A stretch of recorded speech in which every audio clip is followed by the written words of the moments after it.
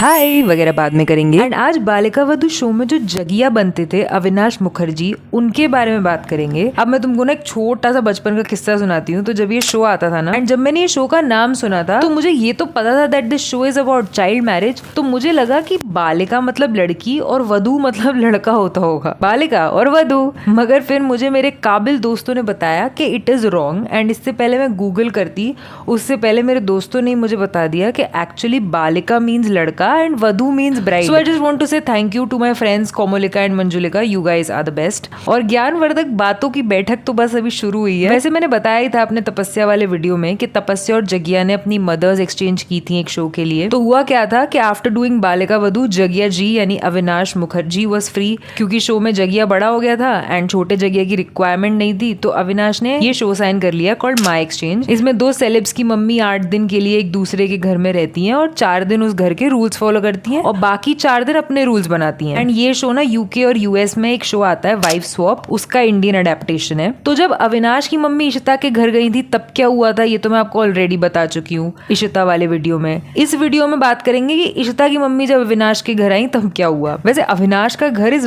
Very interesting, ये मैं आपको बताऊंगी अभी आगे वीडियो में, क्योंकि क्रोनोलॉजी में चलते हैं ना। पहले अविनाश जी के फर्स्ट शो की बात करते हैं, क्योंकि वो बालिका वधू नहीं था। मुझे लगा था Balika Vadhu was his debut but it was not. तो अविनाश जो है वो 1997 बॉर्न है एंड 2007 में एक बहुत ही फेमस हॉरर शो के साथ अविनाश ने अपनी TV show acting journey start करी थी और हॉरर शो का नाम था फिर कोई है। लेकिन क्या अविनाश का नेक्स्ट शो बालिका वधू है अब? जी नहीं, अविनाश का नेक्स्ट शो बालिका वधू नहीं है। अविनाश ने बालिका वधू करने से पहले एक और शो किया था जिसका नाम था रामायण। एनडीटीवी इमेजिन पर आता था ये 2008 में, और इसी साल में एनडीटीवी इमेजिन खुद भी लॉन्च हुआ था। और जो शोज इसके लॉन्च के साथ लॉन्च हुए थे उसमें से एक था ये वाला रामायण। और सोचो अविनाश ने इसमें क्या प्ले किया होगा। राम, लक्ष्मण, भरत, शत्रुघ्न, छोड़ो मैं बताती हूँ। ही प्लेड यंग भरत, उन्होंने छोटे से भरत का रोल किया था। वैसे शो में गुरमीत और देबीना राम सीता बने थे बाय द वे। अब एक इंटरेस्टिंग चीज बताती हूँ, अगर आपको लगता है कि अविका गौर और अविनाश मुखर्जी हमारे आनंदी और जगिया पहली बार बालिका वधू के लिए पेयर अप हुए थे तो यू आर रॉन्ग, क्योंकि उनकी पेयरिंग इससे पहले एक शो में ऑलरेडी हो चुकी थी और इस शो में यामी गौतम भी थी। ये शो भी एनडीटीवी इमेजिन पर ही आया करता था 2008 में एंड इट वॉज कॉल्ड राजकुमार आर्यन। इसमें राजकुमार आर्यन का जो छोटा वर्जन है वो अविनाश ने प्ले किया था, बड़ा वाला अनिरुद्ध दवे ने किया था और अविका ने यामी गौतम का यंगर वर्जन प्ले किया था यानी राजकुमारी भैरवी का। इस शो को अच्छी व्यूइंग मिली थी उस टाइम पे।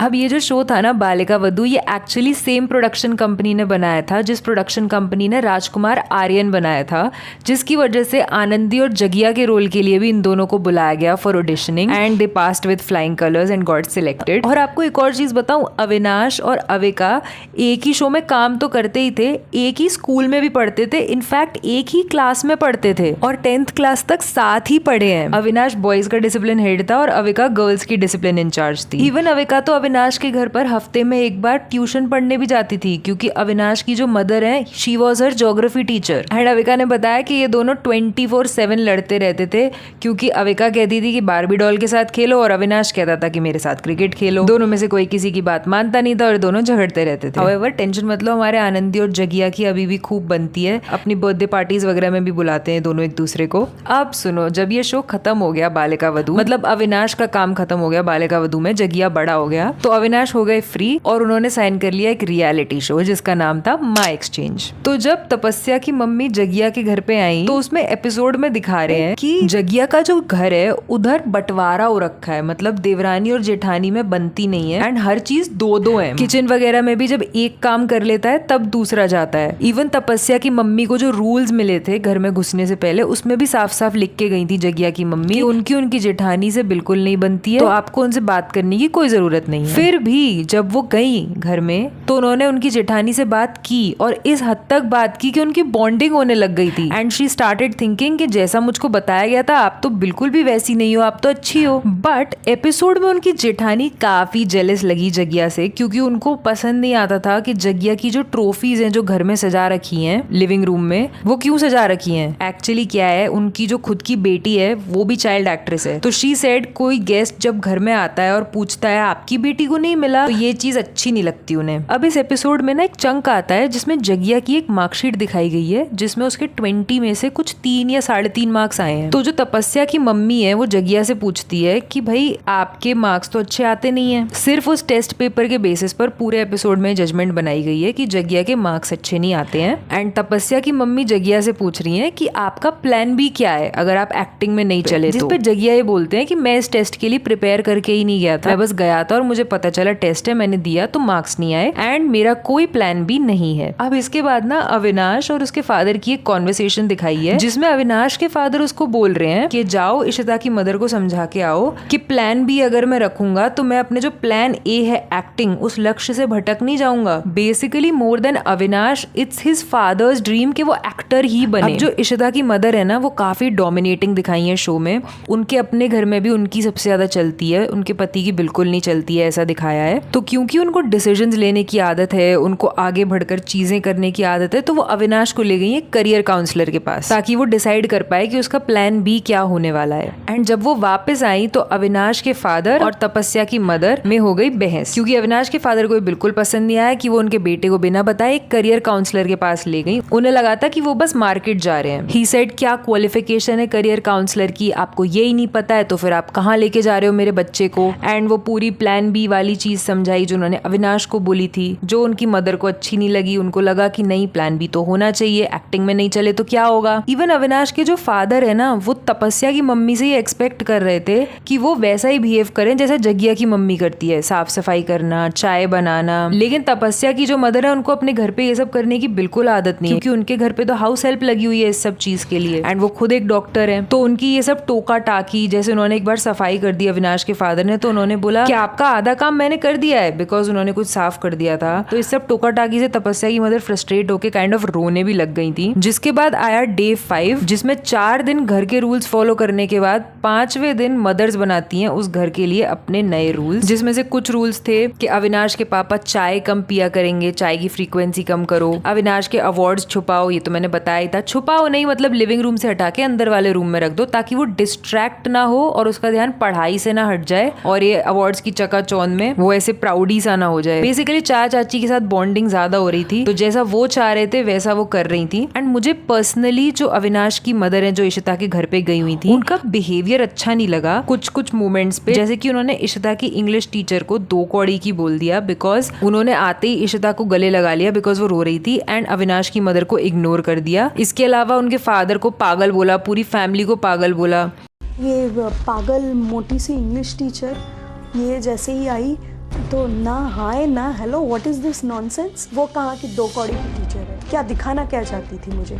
इशिता को हक करके रोने लगी, मैं कहाँ तक टॉलरेट करूँ। फादर को पागल इसलिए बोला बिकॉज वो बहुत दबते हैं अपनी वाइफ से, फैमिली पे कोई कंट्रोल ही नहीं है उनका। तो ये थोड़ा ज्यादा हो गया, ये बहुत कैजुअली यूज कर लिए उन्होंने words, but this is not the right language to use. और ये लोग टीवी पे ऐसा बोल रहे हैं तो अपनी इमेज खराब लगेगी, इसका डर नहीं लगता है क्या। खैर फिर ये सब 4 दिन और चला और उसके बाद last day tata bye bye करने के बाद दोनों कपल्स आपस में बैठे और आपस में डिस्कस किया कि उन्हें एक दूसरे के बारे में क्या अच्छा लगा, क्या नहीं अच्छा लगा, क्या बदलना चाहिए, एटसेट्रा एटसेट्रा। काफी मजेदार एपिसोड था वैसे।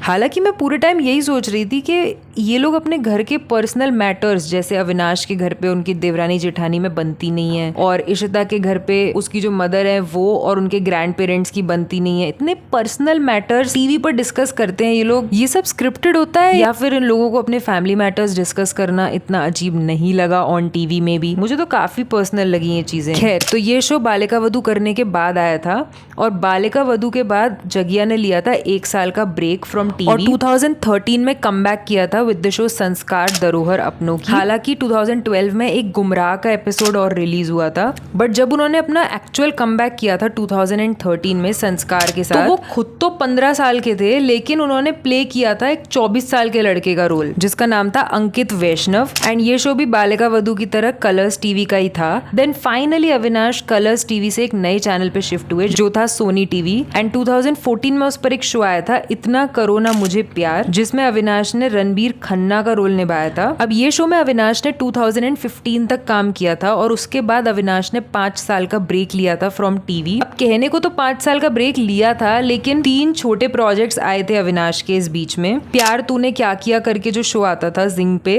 उसके 2 एपिसोड्स में उन्होंने काम किया था। इसके अलावा मन में है विश्वास करके एक शो आया था 2016 में सोनी पर, उसके एक एपिसोड में भी उन्होंने काम किया था। बेसिकली ये शो में सच्चे विश्वास की सच्ची कहानियां दिखाई जाती थी कि कैसे अगर विश्वास हो तो मिरेकल्स हो सकते हैं। तो ऐसे 3 शोज के एक एपिसोड में आने के बाद 2019 में he did a comeback with a show called जात न पूछो प्रेम की, जिसमें हमारे मेन लीड थे मैजिक पेंसिल वाले संजू, किंशुक वैद्य और प्रणाली राठौड़, जो अभी ये रिश्ता क्या कहलाता है मैं अक्षु बन के घूम रही थी। और जैसा कि नाम से पता चल रहा है जात न पूछो प्रेम की, तो इसमें 2 लोग होते हैं अलग अलग जाति के जिनको आपस में प्यार हो जाता है। जो लड़का है वो दलित है और जो लड़की है वो ब्राह्मण है, और वो क्या चैलेंजेस फेस करते हैं अपनी फैमिली को मनाने में, सोसाइटी को समझाने में, एटसेट्रा एटसेट्रा, उस बारे में शो है। इसमें अविनाश ने लड़की के होने वाले दूल्हे का रोल किया है। अब अपने 5 साल के ब्रेक में ना अविनाश ने कई सारे स्टार्टअप्स लॉन्च किए थे, जिसमें से 5 फेल हो गए थे और 2017 तक आते आते उनका जो 6th स्टार्टअप था वो काम कर गया था। और 2019 में उन्होंने ये भी कंफर्म कर दिया था that he is also dating. जी, सो बेसिकली अविनाश ने अपने एक इंटरव्यू में बताया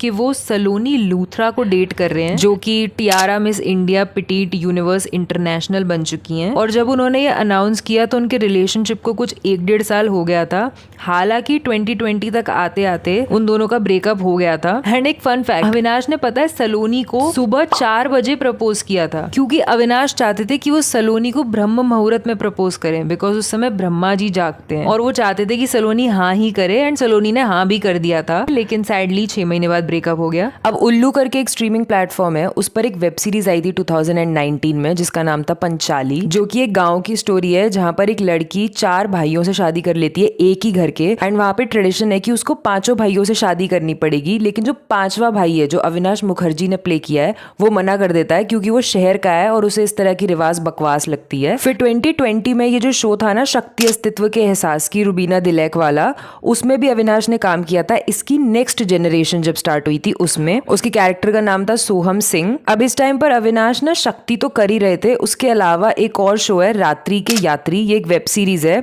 हंगामा प्ले और एयरटेल एक्सट्रीम पर अवेलेबल है। वो वेब सीरीज भी अविनाश की उसी टाइम पर रिलीज हुई थी। अब ये शक्ति शो करने के बाद अगेन कलर्स पे ही अविनाश ने एक और शो किया था जिसका नाम था ससुराल सिमर का 2। इसमें उन्होंने आरव ओसवाल का कैरेक्टर किया था, जिससे प्रॉपर कमबैक हुआ था अविनाश का टीवी पर, क्योंकि ये कैरेक्टर को लोग काफी जानने लग गए थे और दूसरे सीरियल्स में भी इस कैरेक्टर की गेस्ट अपीयरेंस होती थी, जैसे उडारियां वगैरह। एंड पता है ये सब तो ठीक है, बट इसके अलावा अविनाश को ना नेशनल अवार्ड भी मिल चुका है, and not for acting. Avinash ने एक शॉर्ट फिल्म लिखी है 19 मिनट्स की जिसका नाम है एक दुआ, एंड इसमें ईशा देओल ने काम किया है। और वैसे तो ये वूट पे रिलीज हुई थी उस टाइम पर, बट अब तो वूट है नहीं, तो आप इसे जियो हॉटस्टार पे देख सकते हो। अब अविनाश के रीसेंट काम की बात कर लेते हैं, तो इसी 2025 के जैन में एक नादान दिल नाम का म्यूजिक वीडियो आया है अविनाश का। इसके अलावा अविनाश एक कंपनी के भी फाउंडर है जिसका नाम है फेलेक्सी, ये उन्होंने मई 2025 में ही लॉन्च करी है। ये एक फिनटेक एंड इंफ्रास्ट्रक्चर कंपनी है, बेसिकली पेमेंट प्रोसेसिंग प्लेटफॉर्म है ये। ही कॉल्स हिमसेल्फ एन एक्टरप्रेन्योर, मतलब वो एक्टिंग में भी बहुत इंटरेस्टेड है और वो एक स्टार्टअप एंथुसियास्ट भी हैं। और उनका एक यूट्यूब चैनल भी है, वहां पर वो अपने शूट वगैरह के BTS डालते रहते हैं। जी जो हमारे हैं उनके डेफिनेटली प्लान बीज हैं, जो इशिता की मम्मी को लगाता कि उनके नहीं होंगे। वैसे अगर उस जमाने में तुमने बालिका वधू देखा है ना, तो मैं बहुत श्योर हूं कि तुमने उस जमाने में उत्तरन भी देखा होगा,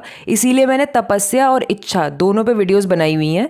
लेफ्ट वाली तपस्या पर है जो अब डॉक्टर बन चुकी हैं, और राइट वाली इच्छा पर है जो अब एडवोकेट बन चुकी है। अगर तुम्हें किसी भी वीडियो में इंटरेस्ट है तो लगा नहीं हो तो लगा लो। वो नहीं समझे अभी।